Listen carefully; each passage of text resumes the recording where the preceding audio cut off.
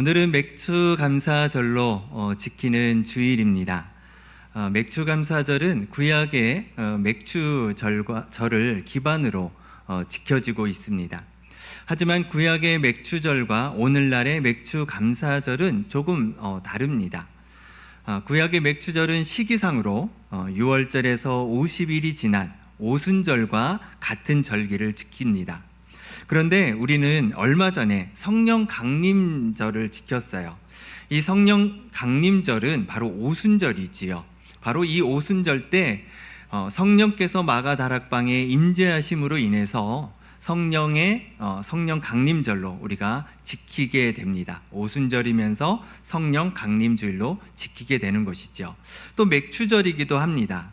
하지만 맥추감사절을 우리는 7월 첫째 주로 하나님 앞에 드리고 있습니다. 우리가 이렇게 드리는 그 이유에는 아마 추수 시기와 연관되어져서 이것이 변경이 된 것이지요. 절기의 명칭은 구약의 맥추절을 따르고 있지만 시기는 보리 추수 끝난 이후인 바로 7월 첫째 주이기 때문에 우리는 맥추감사절을 7월 첫째 주로 우리는 보내고 있습니다. 중요한 것은 한 해의 중간 지점이라는 것이죠. 맥추감사절은 전반기를 인도해 주신 그 하나님의 은혜를 우리가 다시 한번 생각할 수 있는 부분에 있어서 그 의미가 크다라고 생각이 되어집니다. 유대인들은 주요 절기에 공동체가 함께 있는 성경이 있습니다. 6월절에는 아가서를 읽고요, 장막절에는 전도서를 읽습니다. 그리고 불임절에는 에스더서를 읽게 됩니다. 그럼 맥추절에는 어떤 책을 읽을까요? 네, 오늘 본문 말씀이에요. 네, 룻기죠. 네, 룻기서를 맥추절 때는 룻기서를 읽고 있습니다. 아마 룻기가 시기상으로 보리 추수의 시기가 나오기 때문에 그에 맞추어서 맥추절에 룻기서를 읽는 것 같습니다. 오늘 룻기서의 말씀을 통해서 우리가 맥추감사주일을 맞이하면서 우리가 어떻게 감사하는 삶을 살아가야 될까, 그리고 어떻게 하는 것이 하나님이 뜻에 맞는 그러한 감사일까, 오늘 룻기의 말씀을 통해서 함께 말씀을 나누도록 하겠습니다. 이스라엘에 큰 흉년이 들었습니다. 그래서 유다 베들레헴에 살고 있었던 엘리멜렉이라는 그러한 사람이 자기의 부인인 아내인 나오미와 그리고 두 자녀들과 함께 모압 땅으로 이주를 하게 됩니다. 그리고 그곳에서 한 10년 동안 살게 되면서 이 두 아들들이 바로 이 모압에 있는 여인들하고 이제 결혼을 하게 됩니다. 그런데 불행하게도 이 엘리멜렉이 죽게 됩니다. 그리고 두 아들도 또 죽게 되는 거예요. 그러면 누가 남습니까? 엘리멜렉의 부인인 아내인 나오미만 남게 되죠. 그리고 모압 여인 두 사람이 남게 됩니다. 이 모압 여인 두 사람의 이름은 오르바와 룻이라는 이름을 가지고 있었습니다. 이 두 사람이, 또 이 두 며느리와 또 나오미, 이 세 여인만 남겨두고 모든 남자들이 다 죽게 된 것입니다. 남편을 잃은 그 슬픔들이 얼마나 크겠습니까? 하지만 문제는 가계의 문제인 거예요. 당시 여성들이 경제적인 활동을 할 수 있는 것이 쉽지 않았습니다. 그러니까 먹고 살 수 있는 그런 부분들이 힘들었던 것이죠. 너무나도 힘들게 지금 살아가고 있습니다. 그때에 베들레헴에서 풍년이 일어났다라는 그 소식을 듣게 되고 나서 나오미는 고향으로 돌아가야 되겠다라고 생각하고 두 며느리들과 함께 가게 됩니다. 그러다가 나오미가 며느리들에게 이렇게 이야기합니다. 그동안 너희들이 참 고생을 많이 했다, 애썼다. 내 아들들과 나를 최선을 다해서 잘 섬겨주고 너무나 잘해주었다. 이제는 너희가 할 만큼 다 했으니 이제 너희의 집으로, 너희의 고향으로 돌아가라. 너희도 이제 아직 젊은데 새 출발해야 되지 않겠느냐. 너희들도 행복을 찾으러 돌아가라. 이렇게 이야기한 것입니다. 그러면서 하나님께서 너희들의 앞길을 선대해 주시기를 축복한다. 이렇게 이야기합니다. 나오미는 진심이었습니다. 그들의 앞날을 정말 축복하고 있었습니다. 하지만 며느리들은 시어머니 나오미를 따라 바로 유다 베들레헴으로 가겠다는 것입니다. 나오미는 아니라고, 안 가도 괜찮다고, 충분하다고 한삼고 그들을 거절하게 됩니다. 그러자 오르바는 작별의 인사를 드리고 다시 자기의 고향, 자기의 집으로 돌아갑니다. 하지만 룻은 그렇지 않았습니다. 끝까지 시어머니를 붙잡고 있는 것입니다. 나는 따라가겠습니다. 나는 함께 하겠습니다. 그렇게 붙잡고 있는 거예요.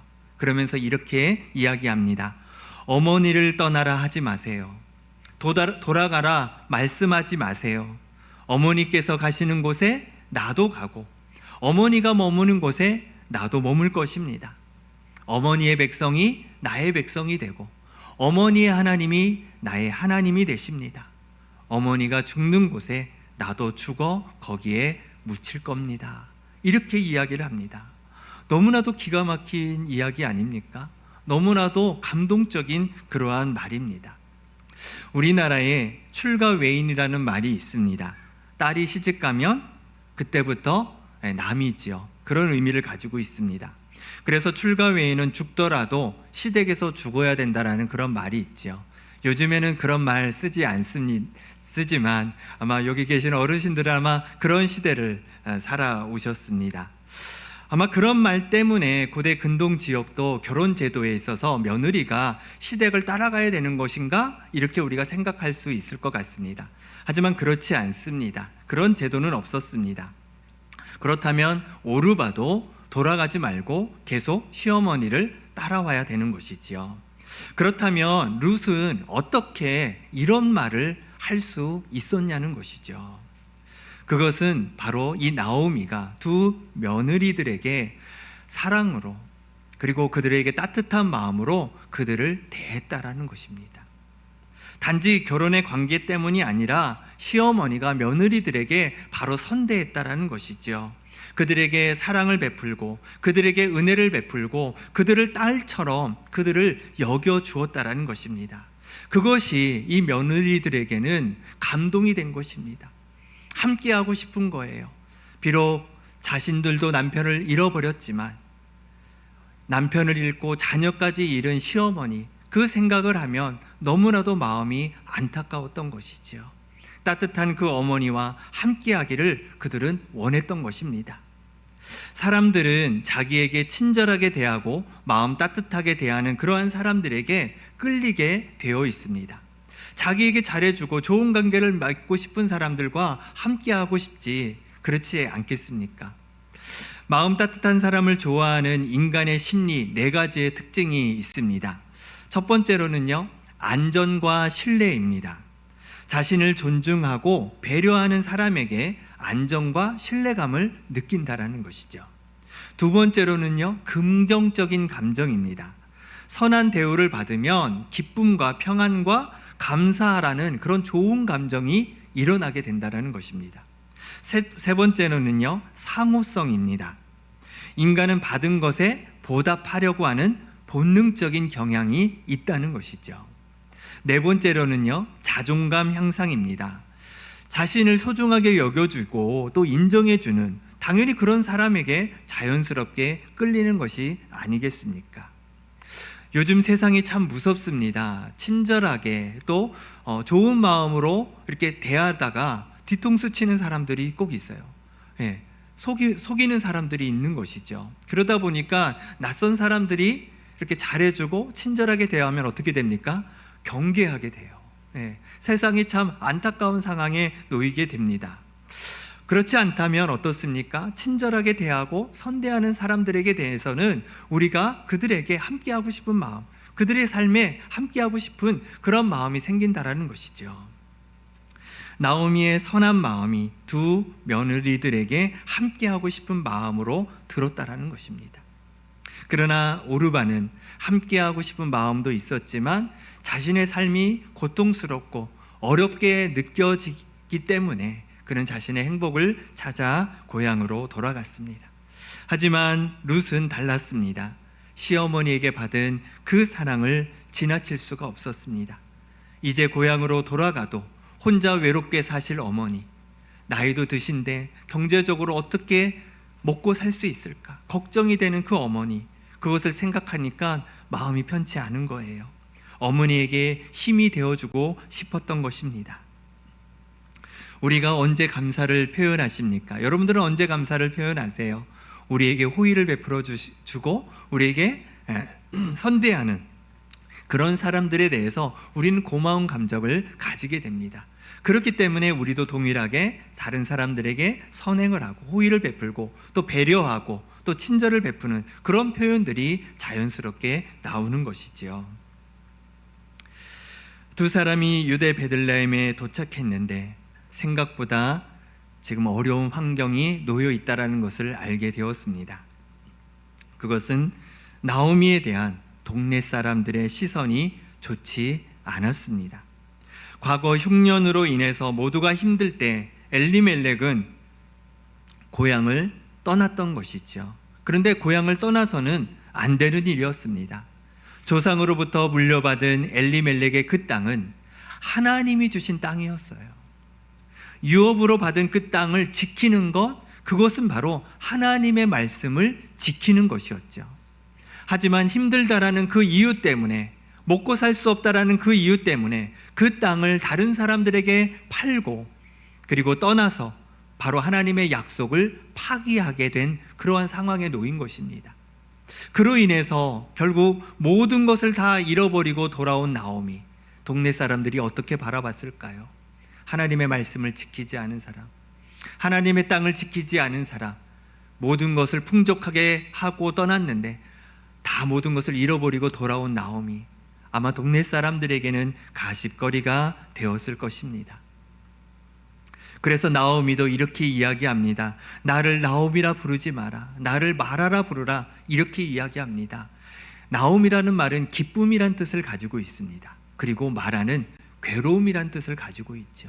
나에게 이제 더 이상 기쁨이 없다라는 거예요. 나에게는 괴로움뿐밖에 없다라는 것이죠. 이 모든 것이 하나님으로부터 받은 나의 잘못이다, 나의 고난이다, 이렇게 지금 받아들이고 있는 것입니다. 그의 가족들이 떠날 때는 풍족했습니다. 모든 것이 다 잘 될 줄 알았습니다. 하지만 결국 모든 것을 잃어버리고 나오미만 돌아오게 된 것이지요. 나오미는 자신에게 닥친 이러한 불행을 하나님의 심판이라고 생각하고 있었습니다. 하나님의 그 규례를 지키지 않았고 떠났던 이 엘리멜렉의 가족은 단지 땅을 떠난 것이 아니라 바로 하나님을 떠나게 되었다라는 거예요.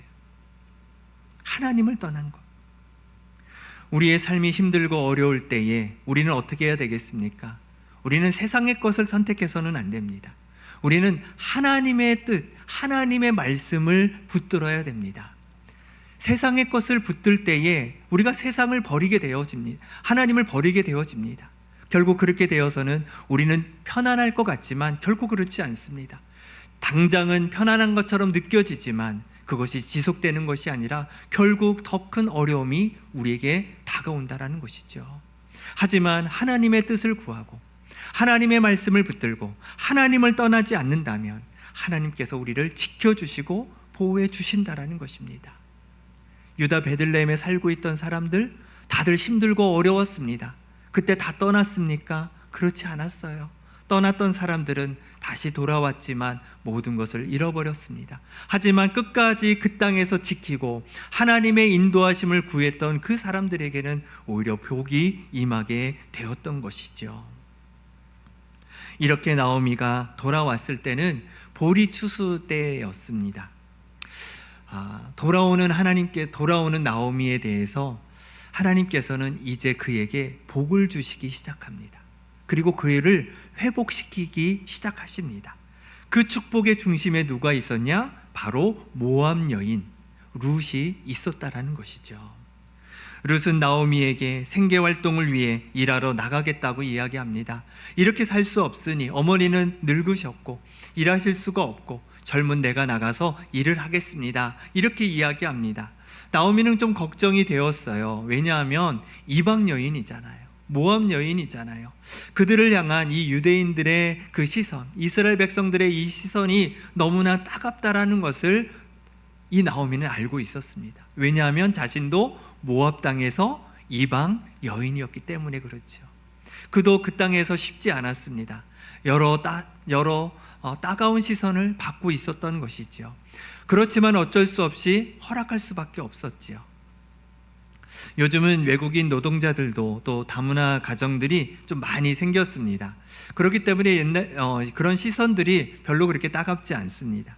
하지만 예전에는 그랬어요. 많지 않아서 그런가 차별적인 시선도 있었고 그들을 대한 대우가 있었지요. 마찬가지로 유다 베들레헴에서 모압 여인에 대한 시선은 그렇게 곱지 않았습니다. 왜냐하면 과거에 바로 모압이 이스라엘을 침략하고 고통을 주었던 그런 시기가 있었기 때문에 그렇습니다. 지금은 그렇지 않았겠지만 바로 그러한 고통 속에서 모압에 대한 그러한 시선들이 있었다라는 것이죠. 하지만 룻은 그러한 상황을 알면서도 두려웠지만 그래도 밖으로 나갔습니다. 어머니를 잘 모시려는 그 마음, 어머니에 대한 그 감사의 마음, 그래서 이 타국까지 왔는데 가만히 있을 수 없었습니다. 그가 무엇이라도 해서 함께 살아가야 되기 때문이었던 것이지요. 룻은 보리 줍기를 위해서 밭을 찾아가게 됩니다. 그런데 그 찾은 밭 중에서 마침 나오미의 남편 엘리멜렉의 친족인 보아스의 밭에 일하게 되었습니다. 그곳에서 보리를 추수할 때 떨어지는 그 이삭들을 주울 수 있게 된 거예요. 보리 추수 때 밭에 떨어진 이 이삭을 줍는 것은 나그네와 과부와 가난한 사람들에게 허용된 그러한 법적인 일이었습니다. 신명기 24장 19절에 이렇게 말씀하고 있습니다. 내가 밭에서 곡식을 벨 때에 그 한 뭇을 밭에 잊어버렸거든 다시 가서 가져오지 말고 나그네와 고아와 과부를 위하여 남겨두라. 그리하면 내 하나님 여호와께서 내 손으로 하는 모든 일에 복을 내리시리라 말씀하고 계십니다. 하나님께서 말씀하신 거예요. 허용되어졌다라는 것이죠. 힘들고 어려운 자들이 그래도 먹고 살 수 있도록 하나님께서 허용해 주신 그러한 배려였다라는 것입니다. 하나님은 세상에서 소외받고 또 약하고 또 없는 사람들, 그들을 향한 하나님의 긍휼과 그 은혜를 베풀어 주시기를 하나님은 원하고 계시다라는 것이죠. 여러분, 우리는 어떻습니까? 우리는 죄인입니다. 우리는 연약한 자들입니다. 우리는 타락한 존재였습니다. 그리고 이 땅에서 나그네와 같이 살아가는 존재입니다. 하지만 하나님께서는 우리를 어떻게 하셨습니까? 하나님의 은혜로 우리를 부르셨습니다. 하나님의 구원의 자녀로 우리를 삼아 주셨습니다. 우리의 연약함을 아시는 그 주님께서, 우리의 죄됨을 아시는 그 주님께서 우리를 품어 주셨다라는 것이죠. 우리에게는 영생의 복을 하나님께서 주셨습니다. 그렇기 때문에 우리는 늘 하나님께 감사하며 살아가야 될 줄로 믿습니다.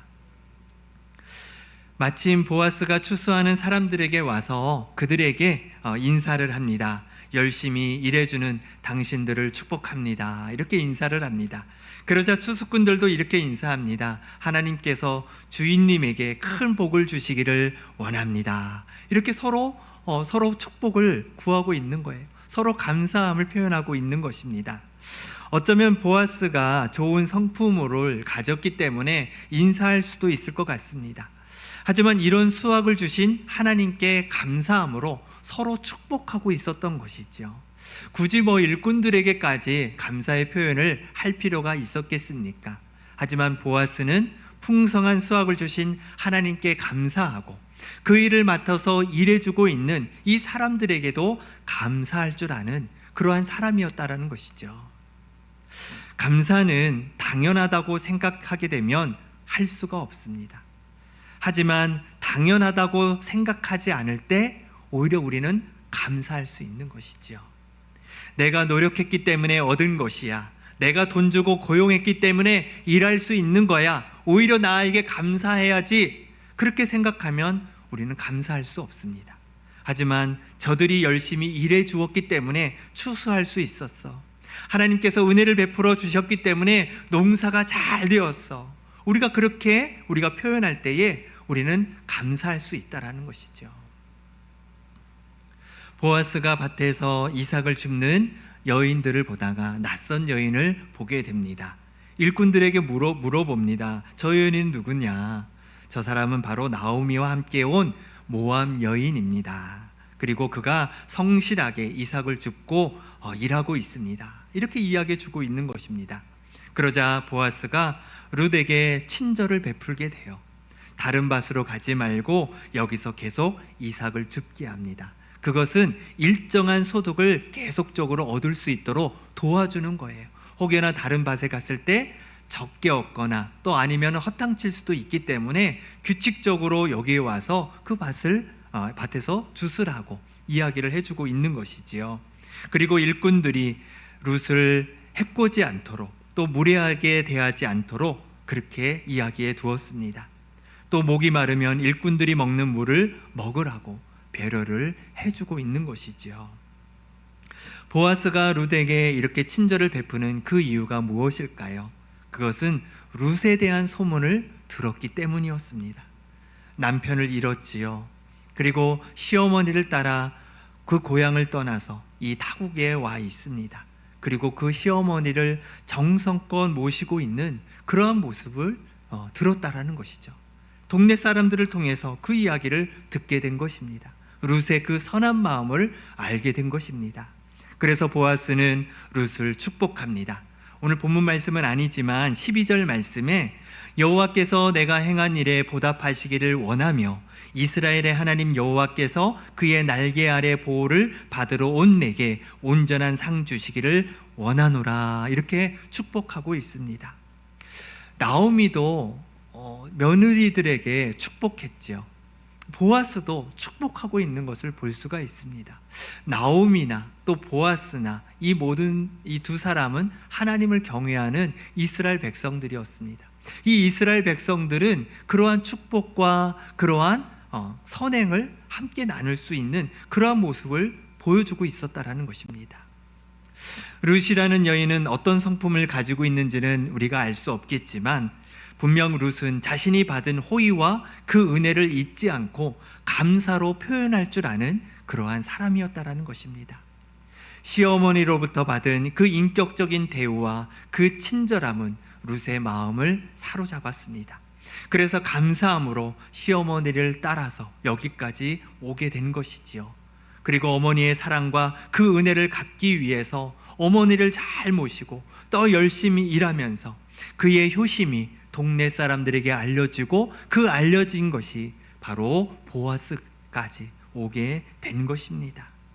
그리고 보아스도 자기의 친족 나오미를 이방 여인 룻이 정성껏 돌봐주고 있다라는 것에 감사함으로 바로 이 룻에게도 그 친절과 그 선대를 대하고 있었던 것을 우리는 볼 수가 있습니다. 우리도 사람들에게 선함과 친절함을 베풀며 살아야 됩니다. 그것은 하나님의 성품이에요. 하나님의 성품, 우리는 다 하나님의 성품을 받은 그리스도인입니다. 우리 그리스도인, 우리 믿음의 사람들은 그런 마음을 가지고 늘 선대하며 친절을 베풀며 살아가야 된다라는 것이죠. 그러한 선행을 통해서 어떻게 되겠습니까? 우리에게 그 감사의 표현이 되돌아온다라는 거예요.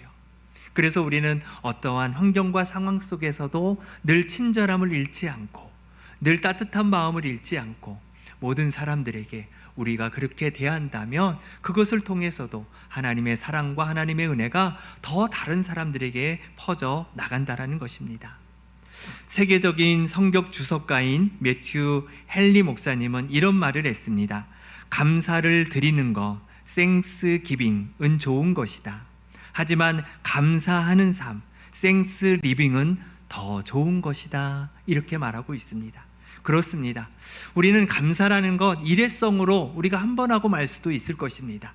하지만 하나님은요, 일회성이 아니라 우리가 감사의 삶을 살아가기를 원하고 계시다라는 것이죠.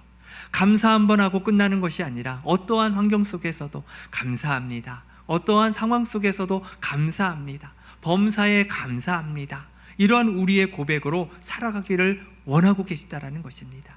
그러한 감사의 삶을 살아갈 때에 우리의 감사가 순환되어져 가는 것이죠. 그 감사가 다른 사람에게 전해지고 그 사람은 또 다른 사람에게 전해지는 선순환의 역사가 일어나게 된다라는 것입니다. 우리에게 베풀어 주신 하나님의 은혜가 얼마나 큽니까? 그 은혜를 우리는 다 갚을 수 없습니다. 하지만 늘 하나님께 감사함으로 우리의 삶의 선행과 친절함을 통해서 그 감사를 표현하며 나타내며 살아갈 때에 하나님께서 우리에게 놀라운 은혜로 채워주실 줄로 믿습니다. 그 감사의 삶을 통해 많은 사람들에게 그 감사를 전함으로 이 세상이 어두운 세상이지만 암흑 같은 세상이지만 점점 우리의 그런 표현들을 통해 점점점 하나님께서 아름다운 세상을 만들어가게 되실 줄로 믿습니다. 기도하겠습니다.